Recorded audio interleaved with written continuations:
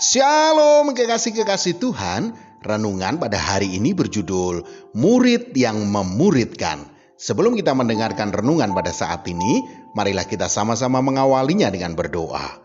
Bapa, di dalam nama Tuhan Yesus Kristus, ya Roh Kudus, firman-Mu itulah pelita dan penerang bagi langkah kehidupan kami. Untuk itu kami sambut berkat firman-Mu di dalam nama Tuhan Yesus Kristus. Amin. Firman Tuhan pada saat ini terambil dari Matius 28 ayat 19. Karena itu pergilah, jadikanlah semua bangsa muridku dan baptislah mereka dalam nama Bapa dan Anak dan Roh Kudus. Kekasih-kekasih Tuhan, salah satu perintah Tuhan Yesus kepada kita yang tertuang dalam amanat agungnya adalah menjadikan semua bangsa murid Tuhan Yesus.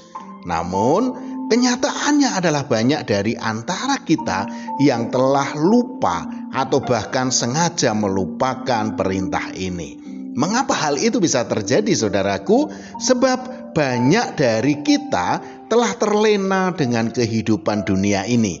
Sehingga ketika masalah dan persoalan menerpa kita, maka kondisi itu akan menyita waktu kita untuk bisa intim dengan Tuhan. Hal inilah yang membuat kita lalai dan melupakan tugas utama kita, yaitu menjadi murid yang memuridkan orang lain.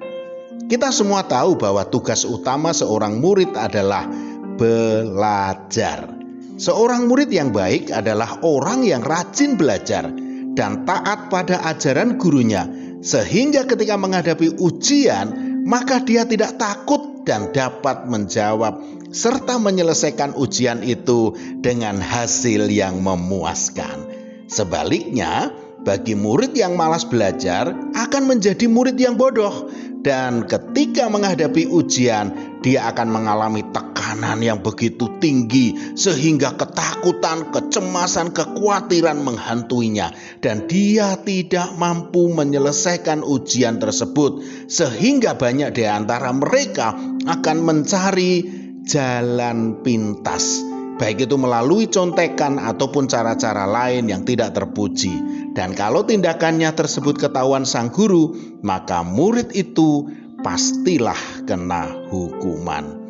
Demikian juga dalam kehidupan kekristenan kita, saudaraku. Kalau kita ini mengakui sebagai muridnya Tuhan Yesus Kristus, maka kita harus mau belajar, merenungkan dan melakukan pelajaran dari sang guru agung kita, yaitu Tuhan Yesus Kristus yang terdapat dalam Alkitab. Lalu bersedia mengikuti ujian, yaitu ujian kehidupan dan keimanan kita untuk bisa naik kelas atau the next level.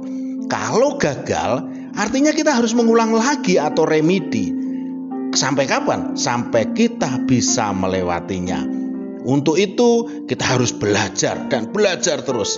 Ketika kita mau belajar dan ujian di hadapan kita, kita tidak akan takut. Kita harus bisa menyelesaikan.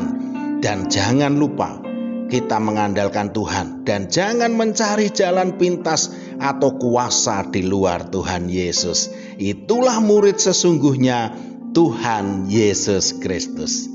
Kita patut bersyukur, saudaraku, karena ketika kita menghadapi ujian, kita memiliki Tuhan yang tidak pernah meninggalkan kita. Tuhan Yesus tidak pernah membiarkan kita berjalan sendirian. Dimanapun kita berada, Dia selalu ada. Dialah Yehova Shammah, Tuhan yang maha hadir.